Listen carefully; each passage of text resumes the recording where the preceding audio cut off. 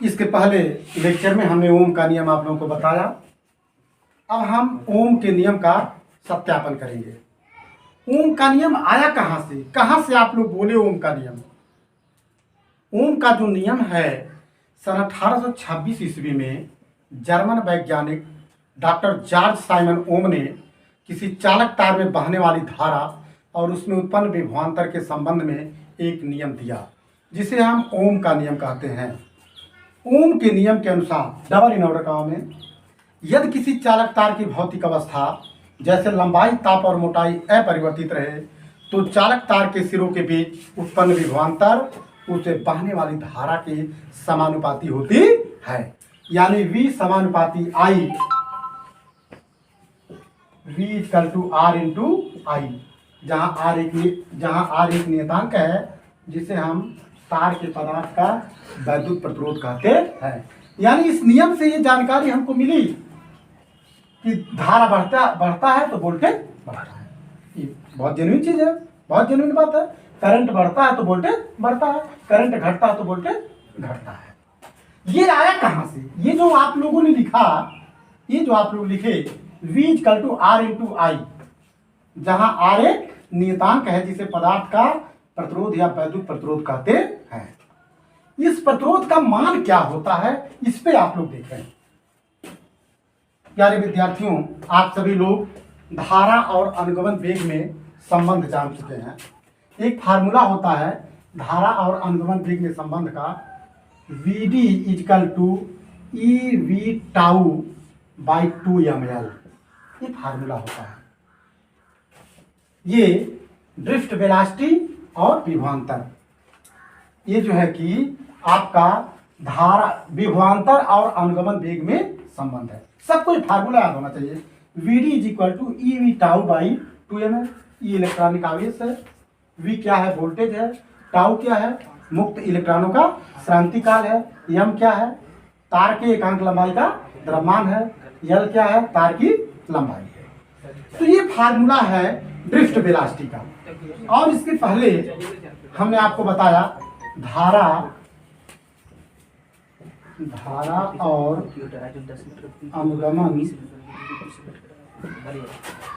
और अनुगमन वेग में संबंध, ये भी फार्मूला आप लोग जान चुके हैं। I इक्वल टू NEAVD, पिछले लेक्चर में हम आप लोगों को बताए हैं। I इक्वल टू NEAVD, ठीक। ये दोनों फार्मूला आप लोगों को मालूम है। Formula number 1, formula number 2। तो फर्स्ट फार्मूला से, फर्स्ट यानी इक्वेशन फर्स्ट से V इक्वल टू क्या होगा? फ्रॉम इक्वेशन फर्स्ट, इससे V इक्वल टू क्या होगा? वोल्टेज क्या होगा? आप क्रॉस मल्टीप्लाई कर दीजिए, 2ml Vd, V equal to 2ml Vd by E tau. ये तो आगे आप लोग के वोल्टेज का मान।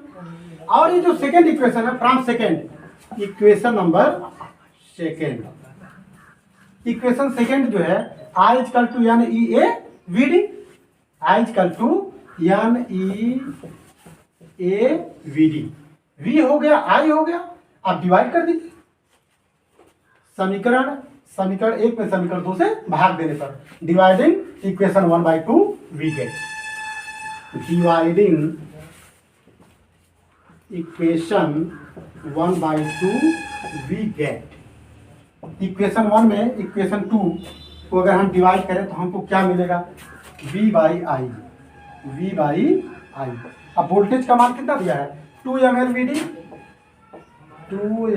Vd बाई क्या है? EV by EV। और I का मान क्या है? I की वैल्यू NEAVD। अब ये क्या हो जाएगा? V by I equal to 2ml Vd by 2ml Vd by EV।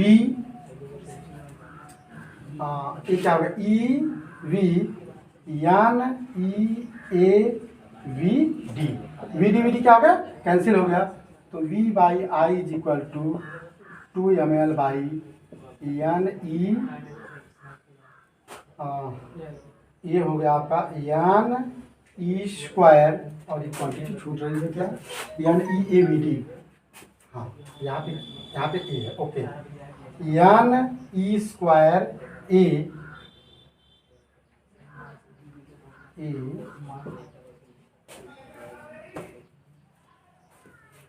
ये जो आपका इक्वेशन है, तो ये जो आपका इक्वेशन चल रहा है, इस इक्वेशन से एक बार पुनः आप लोग इस चीज को देख लीजिए।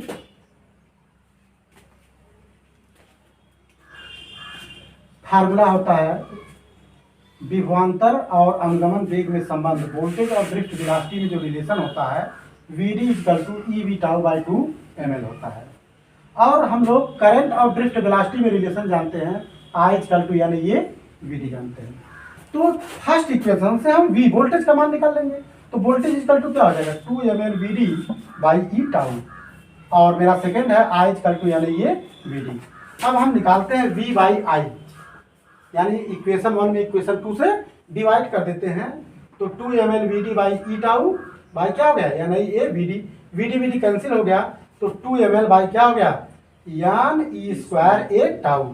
और आप लोग क्या जानते हो V बटे आई का मान क्या होता है, प्रतिरोध होता है R, यही R का मान होता है। जो इसके पहले आप लोग R का मान आप लोग को डायरेक्ट बताया गया कि R एक नियतांक है, वह नियतांक होता क्या है, R equal to 2 ml by यानी ई स्क्वायर ए टाउ। इस फार्मूले से क्या निष्कर्ष निकलता है, ये जो प्रतिरोध है, जो तार का प्रतिरोध होता है, इस from the above formula it is clear that the resistance is depending on R is directly proportional to L। R is directly proportional to L कहने का मतलब है कि किसी तार की लंबाई ज्यादा होने पर प्रतिरोध क्या होगा, ज्यादा हो जाएगा। यानी लाइट में, इलेक्ट्रिक में, विद्युत में जब हम लोग बहुत लंबा तार ले लेते हैं तो क्या हो जाता है, प्रतिरोध ज्यादा हो जाता है, रुकावट ज्यादा होती है, यानी वोल्टेज हमको कम मिलता है। आप लोग जानते हैं इस चीज को। तो तार की लंबाई जो है कि बहुत ज्यादा नहीं होनी चाहिए, ठीक है। यानी जब तार की लंबाई ज्यादा होगा तो प्रतिरोध क्या होगा, ज्यादा होगा।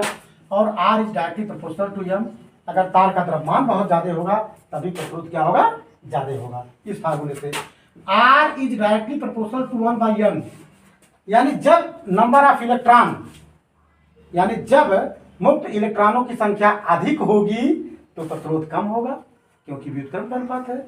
जब n का मान ज्यादा होगा तो R का मान कम होगा। जितने ही ज्यादा फ्री इलेक्ट्रॉन रहेंगे, इलेक्ट्रॉनों की संख्या रहेगी, उतने ही कम प्रतिरोध होगा। और R is directly proportional to A, R is directly proportional to 1/A, यानी तार के अनुप्रस्थ काट का क्षेत्रफल ज्यादा होगा तो प्रतिरोध क्या होगा, कम होगा। तार के अनुप्रस्थ काट का क्षेत्रफल कम होगा तो प्रतिरोध क्या होगा, ज्यादा होगा। और R समानुपाती 1/टाउ, R समानुपाती 1/टाउ। अगर मुक्त इलेक्ट्रॉनों का अनुगमन वेग ज्यादा है तो प्रतिरोध कम होगा। अगर जो है कि श्रांति काल, अगर मुक्त इलेक्ट्रॉनों का जो श्रांति काल है, जो रिलैक्सेशन टाइम है, ये ज्यादा होगा तो प्रतिरोध कम होगा। और ये रिलैक्सेशन टाइम यानी श्रांति काल जो है कम होगा तो प्रतिरोध ज्यादा हो गया। यही जो है कि ओम के नियम का सत्यापन अनुगमन वेग के आधार पर होता है। तो इस चीज को आप लोग ध्यानपूर्वक तैयार करें।